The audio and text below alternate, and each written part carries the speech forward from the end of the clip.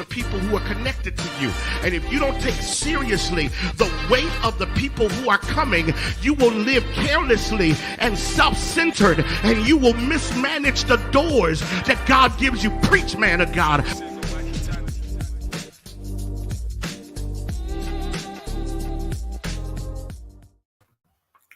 Hey, everybody. How are you? I do not have COVID, man. my wife is looking at me like, why are you coughing? I am so excited to be able to spend this evening with you. You know, typically we do E3 on Mondays, but I wanted to do a special edition of E3 tonight. And originally we said 6, and then I asked Pastor Ray to push it back to 7. And so please go and invite people right now. Go and invite people right now. Let everybody know that E3, the Thanksgiving edition, is on. So please, everybody, meet us right now. It is exciting to be able to spend this time with you and to and to enjoy your company. So, oh man, that's crazy. So tonight, I'm going to set the framework for a couple of things. One, I'm starting a series entitled "The Habits of Happy, Healthy, Holy Believers." This idea of habits that are healthy and holy and happy. And I'm starting that on Sunday. So I want to take a moment and kind of give you this idea of how do you develop a habit? How do you develop a habit? So again, join me in welcoming and inviting. Join me in welcoming and inviting. Join me in welcoming and inviting. Again, I know a lot of people don't even expect me to be on a Tuesday at 7 o'clock, right? Thank you, wife of mine, right? So join me. Numbers are low, so I'm gonna keep talking until we can until we get our response. Join me, just join me. So invite people to come on, and it's gonna be amazing. So let's kind of jump right in. Creating habits begins with making decisions, right? Creating habits begins with making a decision. At the moment you make a decision about something, at the moment you make a decision, that begins the journey of a habit. At the moment that you make a decision, that begins the journey of developing a habit. Come on, everybody, invite people on. So at the moment that you make a decision, in fact, put that in the thread. Put in the thread, make a decision. At the moment that you make a decision, you start the process of developing a habit. Habits are the result of making an initial decision. And those who understand that, and those who recognize how important it is to make that initial decision, will begin your process. So the person who says, okay, I'm going to make this initial decision, and I'm going to decide that I want to smile every day. Well, you've been challenged by frowning every day, and now you've decided that you're going to smile every day, right? And so now all of a sudden you start doing the things to make sure that you're smiling every day. But it started with a decision. And that's and that's the point. Everything starts with making a decision. Thank you all who are coming on again. The numbers are low, but I think it's just people just not expecting me to be up here tonight, right? So we start with that. We start with making a decision.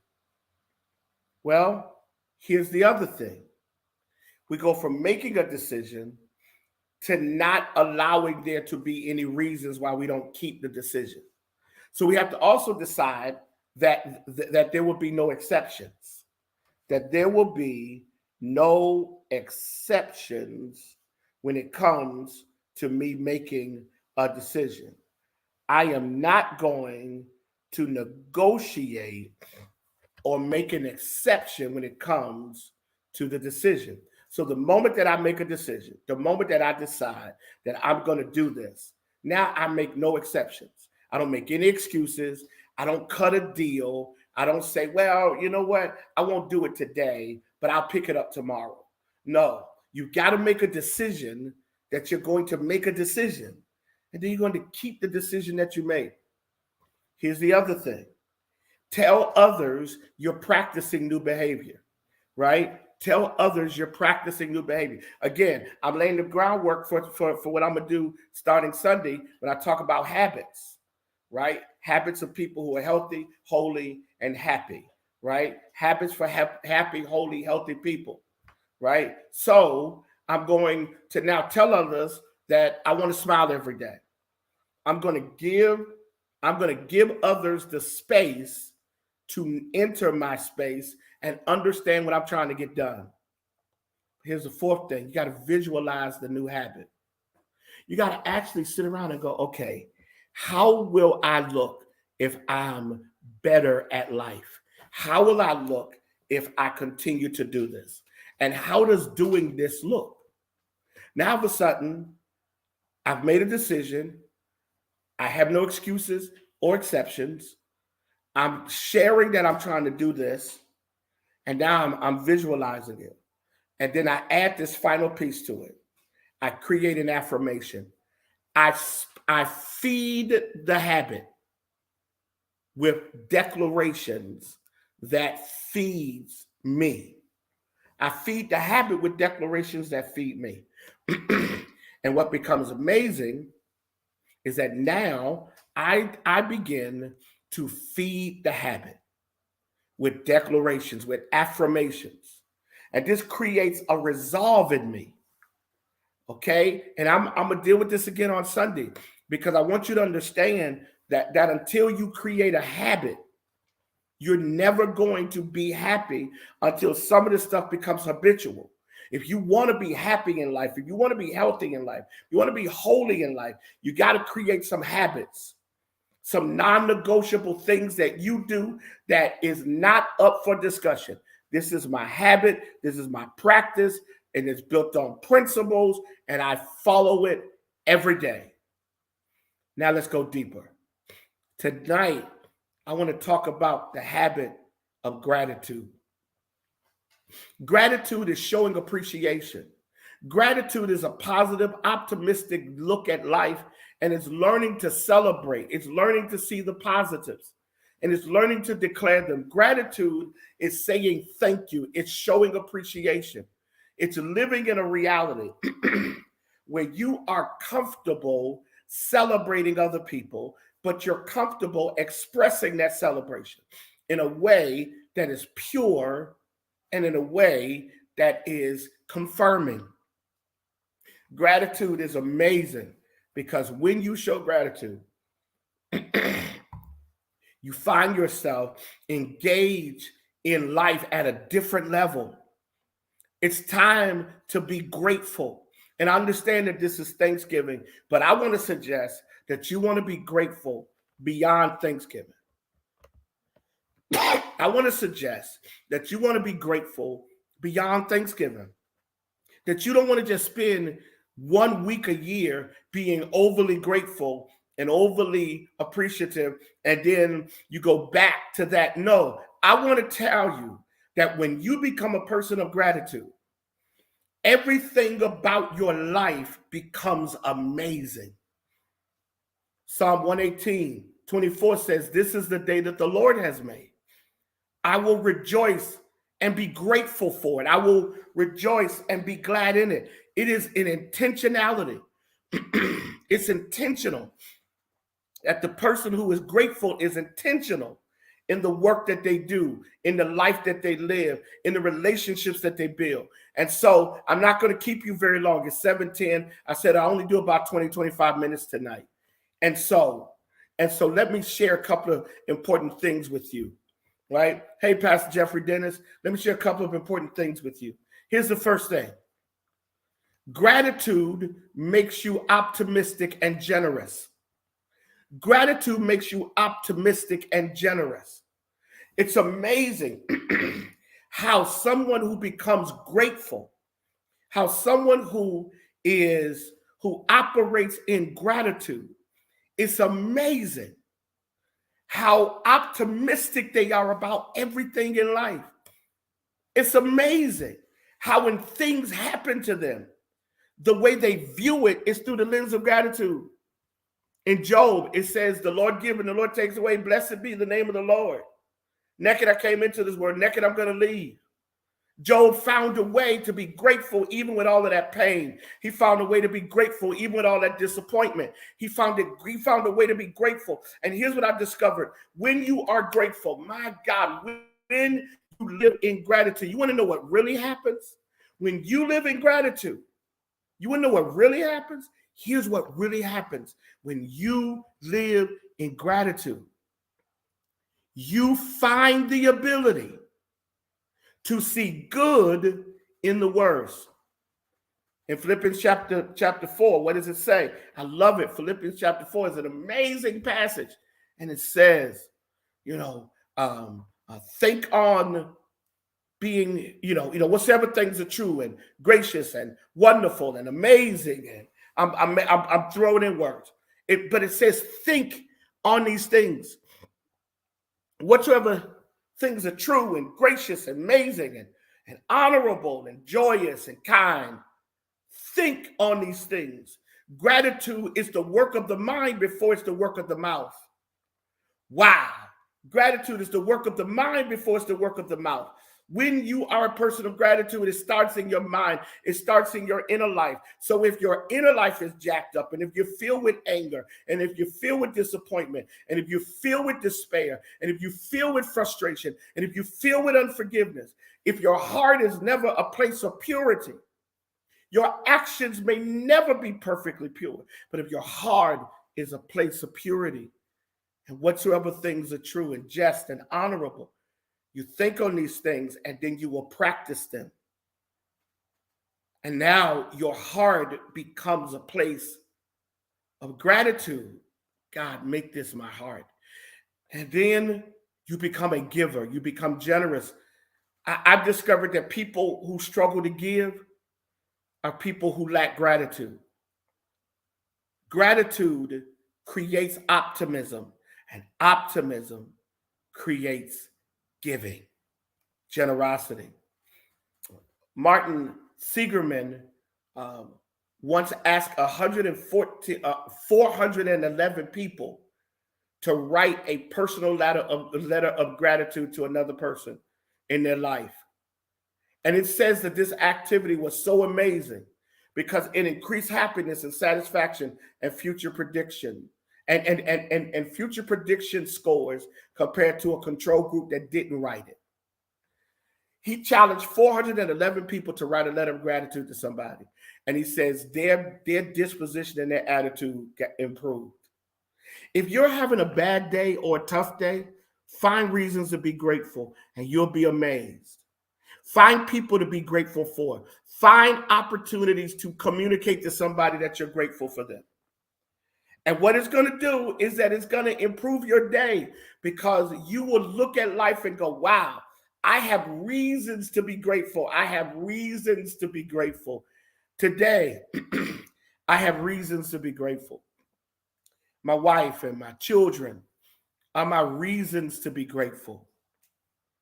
I have an amazing church today for the first time in months. I mean, literally, probably first time in, oh my God, over a year and a half.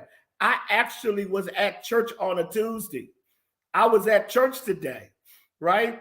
And Pastor Cotton typically teaches every other Tuesday our seniors, does a really good job. And today, Pastor BJ was in place. And I was at church today because I'm in town. And I went to church. And I got a chance to walk in and see the seniors. And it was so amazing. Oh, it was amazing to see them. And they talked about how they missed me, and I talked about how I missed them. It was amazing. It was truly amazing. Can I tell you this? If you could ever learn to be grateful for the people in your life will be better. If you could ever learn to communicate how grateful you are, I'm so grateful to you as a church. I'm grateful to each and every one of you. I'm grateful for the life that we live together in community. And it makes me want to give to you better than I do. Here's the other thing. Gratefulness, being grateful, gratitude reduces the impact of materialism on your life. Wow. It takes materialism and it shrinks its impact. So now you're not just pursuing the new car, the new house, the new clothes, the new this, the new that. But now gratefulness, gratitude moves you beyond the impact of materialism. And you find yourself grateful for stuff that is not material. I just gave y'all reasons why I'm grateful. You find yourself grateful for stuff that's not material. You find yourself grateful for stuff that doesn't require money. There's something amazing when you are grateful to God for the things that have nothing to do with money. Something you cannot buy that is a gift to you. How incredible God is. Here's the third one. Gratitude improves our relationships. When I tell you, learning this lesson has been amazing for me, because this lesson constantly reminds me that I am blessed every day with the people that are in my life. That the people in my life are really my biggest blessings. That the people in my life are really the joys of my life. You know, we're going to Pensacola for Thanksgiving. My wife's parents are celebrating their 50th wedding anniversary. It's going to be a wonderful time. Well, you know what? Alexis and Claude have moved to Atlanta. And guess who I have not seen? Yeah, I know. You're going to see Alexis and Claude. I haven't seen Zion and Trey. When I tell you that tomorrow, when those two little boys and I see each other, Zion's going to act all coy and calm. Trey just going to be wild. But when I tell you, they are going to be worth the ride and the weekend, because I'm grateful for my family.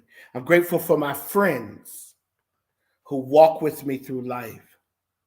I'm grateful. But here's the last thing, and then you can all go and get ready for Thanksgiving. I will be posting a prayer on Thanksgiving. We will be posting a prayer on Thanksgiving at 10 o'clock. All right, so look out for that. Gratitude improves mental health. Q, I think you would agree with this. People who are grateful tend to have better mental health postures and dispositions. You tend to be a more positive person. You tend to be a more caring person. You tend to be someone who is kinder. So your disposition gets better when you're grateful. So I conclude tonight. Not long, told you it wasn't going to be long. But I conclude tonight by telling you, don't just be grateful this week. Be grateful every single day. Be grateful every single day. Wake up and celebrate the people in your life. Wake up and celebrate the things that God has given you. But begin by celebrating the God who keeps you. I'm having a great time tonight. I didn't want to keep you long.